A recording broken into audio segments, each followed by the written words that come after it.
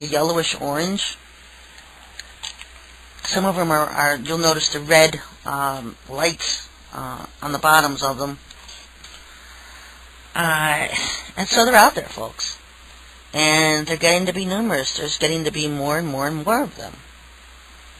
And so that started to freak me out a little bit last week. Just realized, I started watching it, I've been watching them for years. And just more and more recently, seeing how many more have started to appear in the nighttime skies. And I was sitting out there last night, and actually had noticed the night before exactly where one was positioned. And then last night, watched it move into position. It's like the stars sliding across the sky, moving into position and then stopping. And you're like, how do people not see this stuff? I'm not the only one. My husband's he's always believed in UFOs and aliens, but he's never been a big fan of being into the whole agenda thing like I have been for years. But he knows perfectly what I'm talking about because he can go outside and see it for himself. And he's always been more of a skeptic than anybody I know.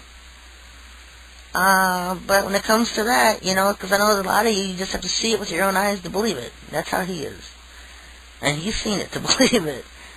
And so it's just there, folks. And so keep an eye on the skies, because I definitely think that, with the things the Lord's been putting on my spirit lately, with the UFOs and the demonic beings invading the land and stuff, he could just be doing that to prepare me for something coming in the future, or he could be in his own way kind of warning, hey, don't forget this stuff's coming up. Not that they're anxiously awaiting for this stuff to come up, but it's going to eventually. And the thing is, it catches everybody off guard. It shocks everybody. And so we can't think there's going to come a time when we're totally prepared and totally expecting this stuff to happen, because it comes unexpectedly. And so when it does happen, nobody's ready for it. Nobody's ready for it. And so that's one thing to keep in mind, folks, that you're never going to be completely prepared mentally, emotionally, probably even physically, for the things that are coming. But just know that when they do happen, that you're in the Lord's hands. I feel a total peace about things. At the same time, I'll feel a little anxious. Like I know I'll finally be shocked when I finally do see something. And I think the things that shock me the most is when other people finally acknowledge things. That shocks me more than seeing this stuff.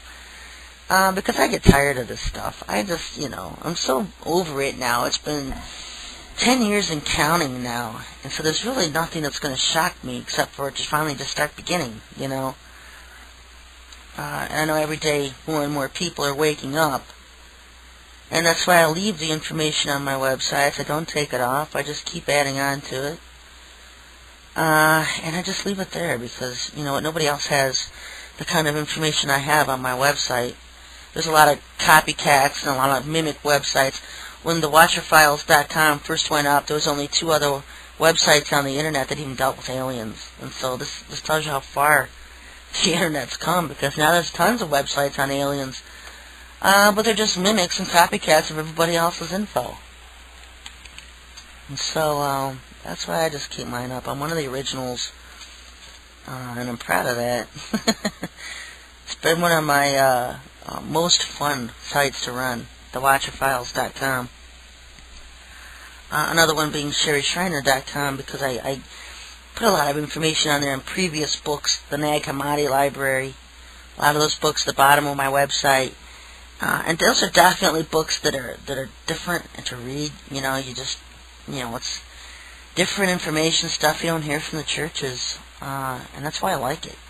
Because anything coming out of the churches, it just appalls me. It's just, it's half truths, half manipulations. It's, salted over and been twisted and manipulated by the Roman Catholic Church through the KJV. And so, you don't read Paul's books, just read the Lord's. And, I just like the Lord to lead me and tell me what to read. Because if we're going to call it His book, then ask Him for guidance into what to read in it, what not to. Because, when I started doing that, number one, so you're leading me to one of Paul's books. You want to talk about confirmation of Paul was a false prophet? Never once in 42 years has the Lord led me to one of Paul's books to read. So that's a lot for saying that, folks. And it took him how many years before he'd even tell me Paul was a false apostle? Because Paul was my favorite. Paul was the only one I would ever read. As far as I was concerned, I took the general Baptist view that the other apostles were outdated. Paul rose up to outdate them all and lead the new church into a new way to go. And that was a lie. That was a lie. Paul was never raised up by the Lord. Paul raised himself up, and he used his buddy Ananias, who was later killed by the Lord for lying to the Holy Ghost, to help him establish his foothold in Christianity and conquer it and turn it into apostasy, away from the teachings of the Lord and the 12 original apostles. There were 12 apostles, not 13. And so, it just, once you start learning one truth and building on and going on to the next, it just doesn't stop, and it doesn't get any easier, because the Lord will teach you so many things that most of the majority of people are going to reject, because they're not on the same page as you are. They're not being led by the Lord, they're being led by man. And they're not being able to be led by the Lord, because they search out what men have to say more than they do what the Lord has to say. And I've been reading some stuff earlier online about the United States' plans to go to war with Iran. And that's nothing new. That kind of dribble's been going on for the past year. That President Bush will not leave office without settling his feud with Iran. It's almost like he's got some kind of personal vendetta or something going on.